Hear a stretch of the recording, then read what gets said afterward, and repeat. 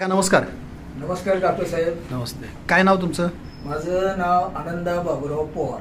अच्छा, राहणार कुठे? राहणार इथे लाईन बाजार बावडा, कोल्हापूर. बरं बरं. तुमचं वय किती आहे? वय 81 आहे माझं आता चालू. 81 वय आहे. बरं. आमच्या संस्थेकडून कोणता प्रोडक्ट घेतला होता तुम्ही? अँटॉक्स टी. हां. अँटॉक्स डी. डी म्हणजे हा हा प्रोडक्ट घेतला होता आणि एक टी पण घेतला होता आपला तो चहा. ओके. किती वर्ष वापरलं? आता मी 2 महिने वापरले. नुसतं 2च महिने वापरला आहे? बरं बरं बरं. 2 महिन्यामध्ये तुमची शुगर आमचा प्रोडक्ट घेण्यापूर्वी किती होती? माझी बघा 5 नोव्हेंबरला हां.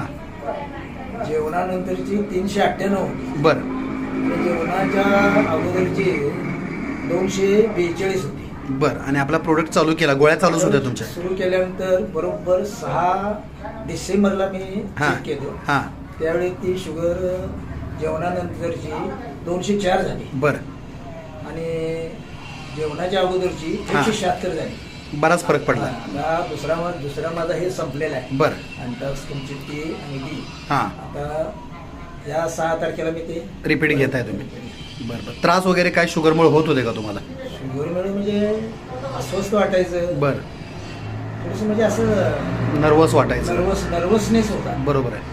पण आता एकदम फ्रेश झालं. ओके. गोळ्या तुम्हाला त्यावेळेला काय चालू होत्या? ते बरं. मेटाफॉर्मिन ग्लुकोटॉन म्हणून आहे. बरं. त्या सकाळी 500 mg आणि संध्याकाळी 500 mg. आता सध्या चालू आहेत का बंद केलं? अजून चालू केलेलं आहे, अजून ठेवल्या चालू. चालू ठेवायच्या. हां. डॉक्टरच्या सल्ल्यानेच बंद करा. ती बंद करा. आता तुम्ही HbA1c रिपोर्ट काढा, फास्टिंग PP रिपोर्ट काढा आणि डॉक्टरांना दाखवा आणि त्यांच्या सल्ल्याने कमी किंवा बंद करा.